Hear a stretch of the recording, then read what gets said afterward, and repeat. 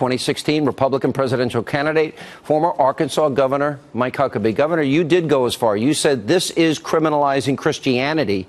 I think the First Amendment is very, very clear, the free exercise thereof. This was not the job description when she was elected.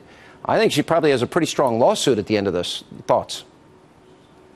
Well, I hope she does. And, Sean, one of the things that I find amazing, I was in Gitmo a few years ago and went down there to see what was going on with the detainees.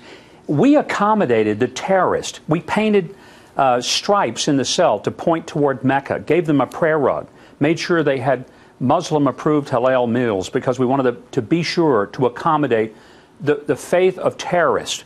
Are you telling me that we cannot just somehow accommodate a person, an humble Christian woman, who, by the way, is a Democrat, and at least allow her to carry out her conscience because what the Supreme Court has, I think, illegally ruled, would violate her basic obedience to God? But she's also an elected official. Yes. I understand there's a job description for that job, but the job description changed since the time she was elected. Isn't this something, would you support the idea of states deciding this issue? Well, that's how it has always been. There's not a word in the federal Constitution about marriage. Nothing.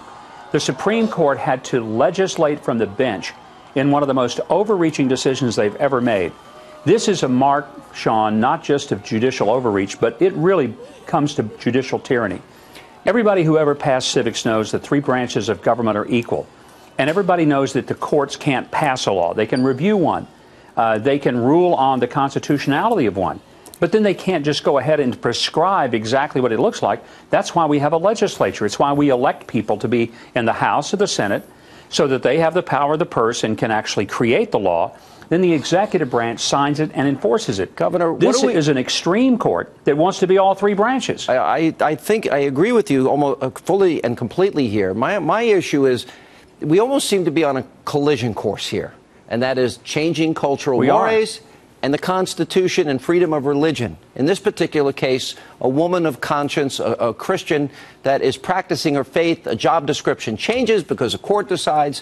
What do you see in the future? I never understood why they put this woman in jail for 6 days with, rapists and murderers and thieves. All right, so she wasn't going to sign the paper. Don't you think this is a bit of an overreach, and do you see more of this coming? When an unelected judge puts an elected official in jail for doing the job that she has, which is following the only law that she has in front of her, it's interesting to me that she's incarcerated without bail. My gosh, John Wayne Gacy. Yeah, because she had the ability to pay bail. That was amazing, all these people had bail. Unreal. All right, Governor, but I'll tell you, you ask what's coming? I'll tell you what's coming. I'll tell you what's coming, Sean. Next is going to be your pastor, the head of your Christian school. Who else is going to go to jail before this is over? This is long from over. We have to stand up for what's right. In other words, if they won't marry or if they won't hire. What's constitutional. Well, we saw this with the Little Sisters of the Poor, right? We saw this. Exactly. Yeah. All right. Governor, good to see you. We'll see you out on the campaign trail. Thank you.